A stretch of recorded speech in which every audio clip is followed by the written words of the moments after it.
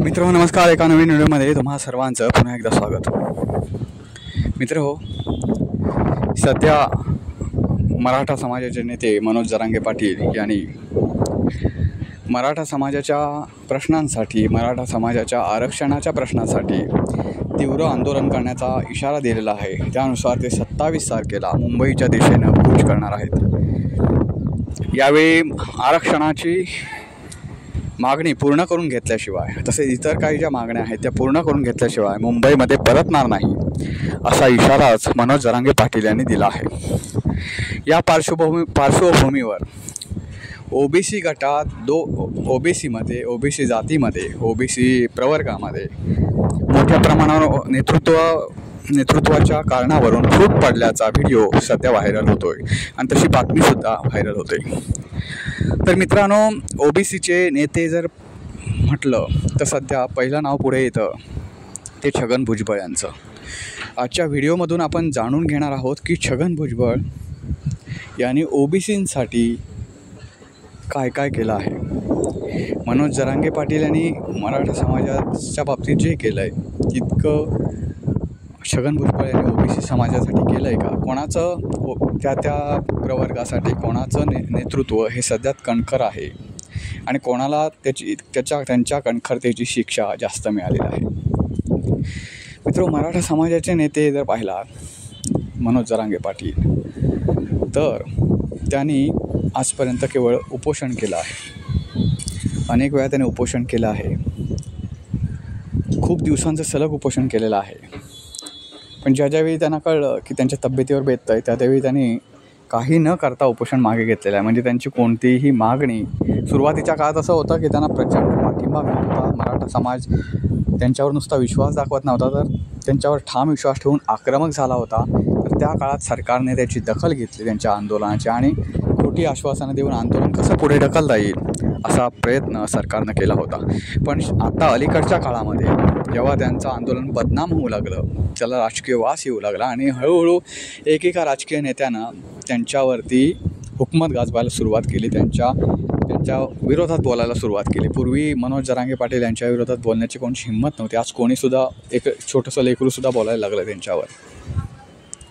तर विषय असा आहे की मनोज जरांगे आता त्यानंतर असं झालं गेल्या काही आंदोलनामध्ये की त्यांच्या आंदोलनाची दखल राज्य शासनाने घेतलीच नाही. शेवटी मग त्यांनाच उपोषण त्यांचं मागे घ्यायला लागलं. कोणतीही मागणी पूर्ण न होता किंवा कोणताही मंत्री त्यांच्या मागे न फिरता. आता अलीकडच्या काळामध्ये मनोज जरांगे पाटील यांनी जो उपोषणाचा इशारा दिला आहे, मुंबईत मोर्चा घेऊन धडकण्याचा इशारा दिला आहे, तर तो काळ गणेशोत्सवाचा आहे. तुम्हाला माहिती असेल, मुंबई आणि कोकणमध्ये मोठ्या प्रमाणावर गणेशोत्सव साजरा होतो. तर या पार्श्वभूमीवर मुंबईमध्ये कायदा सुव्यवस्था स्थिती बिघडू नये यासाठी म्हणून राज्य सरकार त्यांचं लांबूलचालन करतं आहे, त्यांना थोडं एंटरटेन करतं आहे किंवा त्यांच्यासाठी काही मंत्रीगण येत आहेत त्यांची समजूत घालण्यासाठी वगैरे वगैरे. या सगळं त्या काळात काही होऊ नये एवढंच. त्यांच्या आंदोलनात पुन्हा बेदखलच होईल. या विरोधात आधी आपण ह्या प्रकरणात येऊया आणि त्यानंतर आपण जो छगन भुजबळांचा मुद्दा आहे, ज्या मुद्द्याभोवती आजचा व्हिडिओ आहे, तर त्याविषयी येऊया. मित्रांनो, देवेंद्र फडणवीसांना जेव्हा प्रश्न विचारला गेला की या आंदोलनाबाबतचा, तर देवेंद्र फडणवीसांनी सांगितलं की या आंदोलनाला सध्या ज्या पातळीवर सुरू आहे, ज्या पद्धतीने सुरू आहे, ती पद्धत जर पाहिली तर असं दिसतं आहे की काही लोकांना मराठा आरक्षण हवं आहे, तर काही लोकांना त्यांची मागणी अशी आहे की मीच या पदावर नको आहे, बाकी त्यांना मग आरक्षण नाही मिळालं तरी चालणार आहे. मित्रांनो, दुर्दैवाची गोष्ट अशी आहे, या मराठा आरक्षणाच्या आंदोलनामध्ये काही वर्षांपूर्वी ज्यावेळी मनोज जरांगे पाटील यांच्या आंदोलनाची सुरुवात होती, मनोज जरांगे पाटील यांच्या नेतृत्वाखाली, अगदी ज्यावेळी सुरुवातीला आंदोलन उभे राहिलं तेव्हा त्यांचे नेतृत्व वेगळं होतं. पण नंतर ते मनोज जरांगे अंतरवाली सराटीमध्ये ज्यावेळी पोलिसांनी लाठीचार्ज केला मराठा आंदोलकांवर, कारण नसताना असं ते म्हणत आहेत, यावेळी लाठीचार्ज झाला, त्यावेळी हे आंदोलन मनोज जरांगे पाटील यांच्या हातात गेलं. तर त्यानंतर एक असा व्हिडिओ व्हायरल होता. एक मराठा समाजातली मुलगी असं म्हणते की आम्ही मुख्यमंत्री देवेंद्र फडणवीस यांच्याकडे आरक्षण मागतोय, बायको मागत नाही.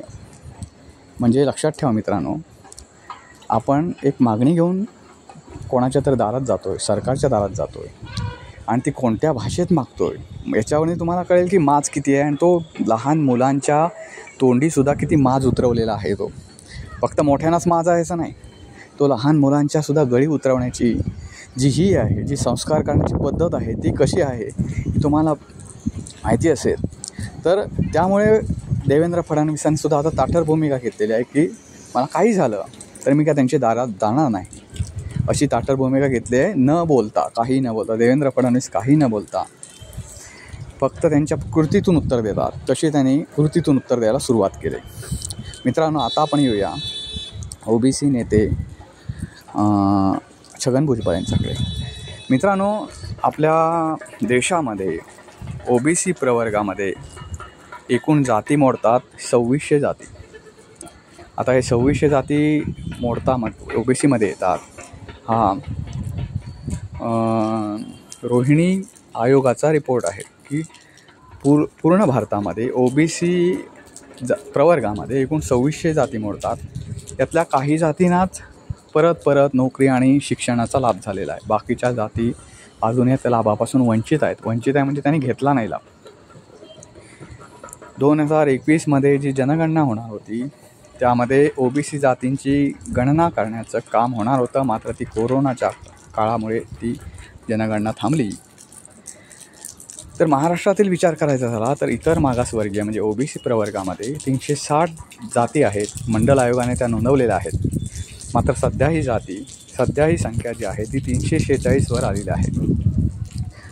मित्र हो, आता आपण येऊया छगन भुजबळ यांच्याकडे. सध्या महाराष्ट्र राज्यात ओबीसीना 19% एवढं आरक्षण आहे.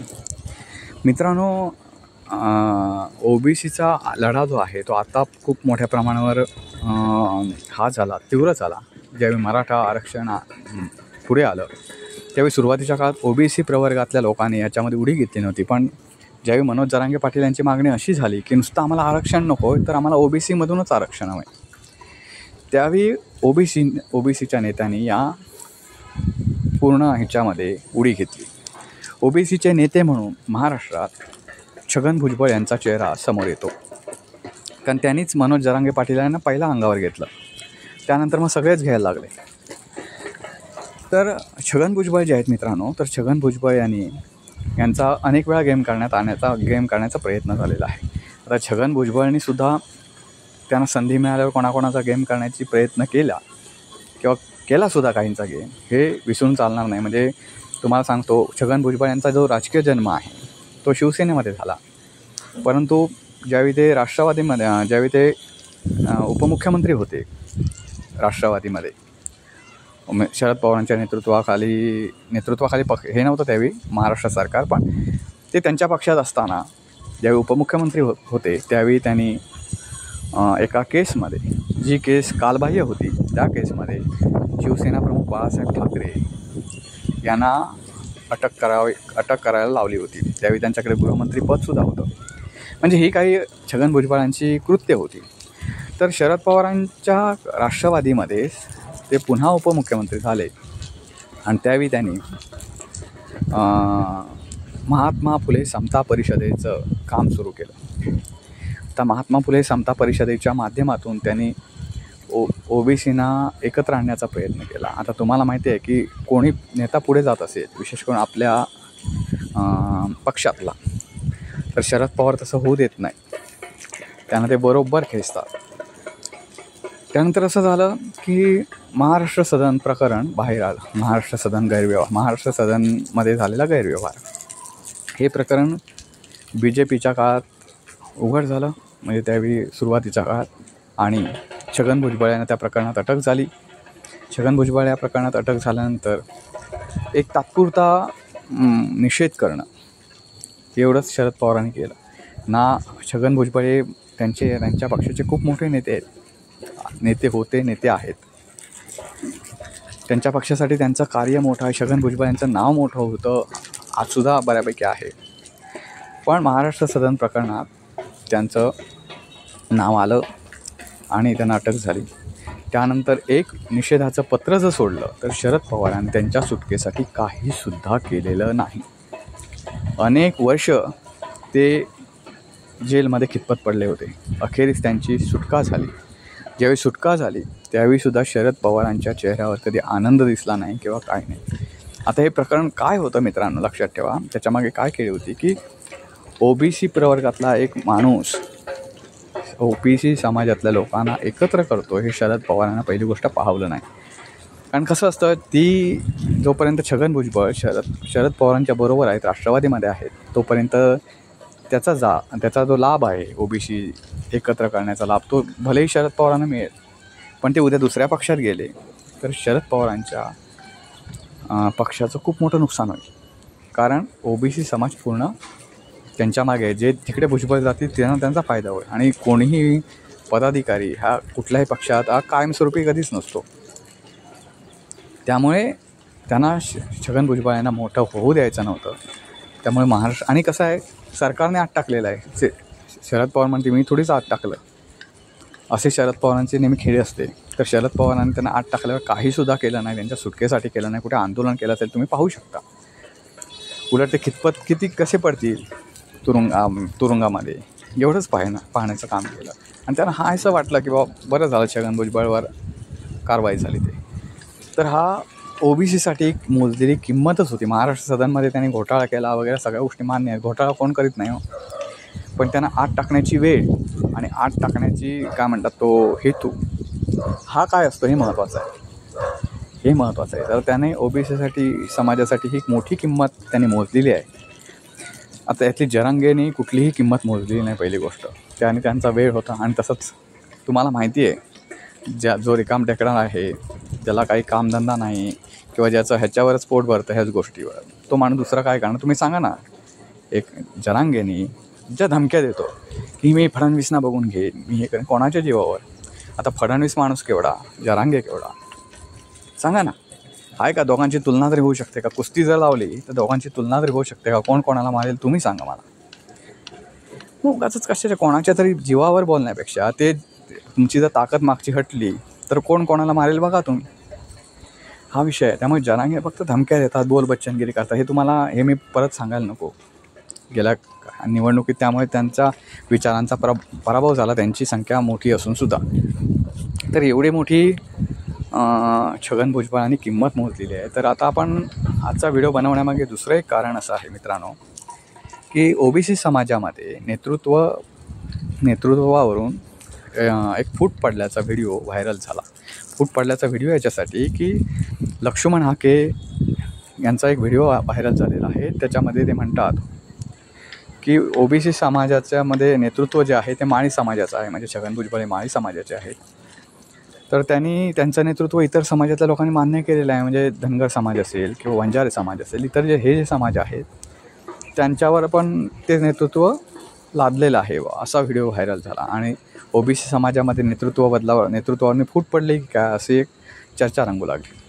यावेळी नवनाथ वाघमारे यांनी त्याचा हे केला की बा असं काय असेल, त्याने लक्ष्मण हाके यांनी त्याबाबत उत्तर द्यावं. तर लक्ष्मण हाके यांनी म्हटलं की व्हिडिओ जो दाखवला जातो आहे तो माझाच आहे, पण त्यामागचा जो आवाज आहे तो माझा नाही, असं म्हणून तो त्या व्हिडिओची सत्यता आहे ती फेटाळून लावलेली आहे.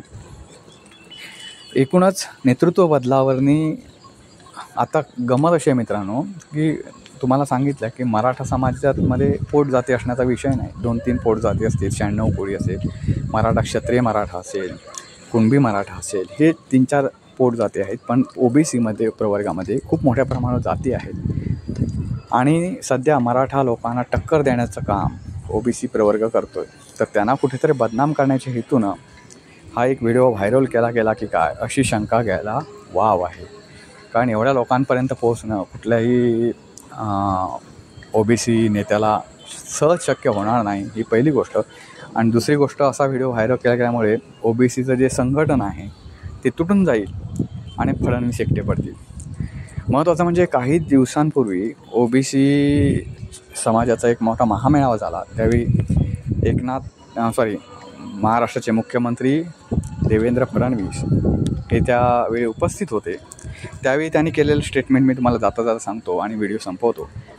या OBC महामेळाव्यामध्ये असं म्हटलं आहे देवेंद्र फडणवीसांनी की ओबीसी प्रवर्गाशी माझे 35 वर्षापासूनचे संबंध आहेत. OBCच्या काही ज्या मागण्या असतील त्या आपण चर्चा करून नक्की सोडवू, त्याच्यातून मार्ग काढू. आजपर्यंत OBC समाजाने मला मदत केली आहे, तशीच मदत OBC समाजाला सुद्धा केली जाईल. म्हणजे एक प्रकारे देवेंद्र फडणवीसांनी मराठा समाजातल्या लोकांना सहजपणे दाखवून दिलं आहे की OBC समाज हा माझ्या पाठीमागे आहे. आणि OBC समाजानं गेल्या विधानसभा निवडणुकीमध्ये हे सरकार तारून दिलं, तेच सरकार पुन्हा बसलं. मित्रांनो, OBC समाज आहे तो 60% आहे. त्यामुळे मराठा समाजानं त्यांची तीव्रता किती करावी हा एक महत्त्वाचा भाग आहे. बरं, मराठा समाजात सुद्धा फूट पडलेली आहे. मराठा समाजातले काही नेते आजसुद्धा देवेंद्र फडणवीसांसोबत आहेत. त्यामुळे नुसतं मराठा समाज म्हणजे जरांगे पाटील असं म्हणणं खूप चुकीचं असे ठरेल. आणि कुठलाही समाज कुठल्या एका नेत्याच्या मागे राहत नाही कधी, मग तो नेता कितीही खालच्या पातळीचा का असेना. तसंच मराठा समाजामध्ये असं झालेलं आहे. मित्रांनो, व्हिडिओ कसा वाटला नक्की कळवा. व्हिडिओ लाईक करा, शेअर करा आणि चॅनलला सबस्क्राईब करायला विसरू नका. पुन्हा भेटू पुन्हा एका नवीन व्हिडिओसह. तोपर्यंत नमस्कार.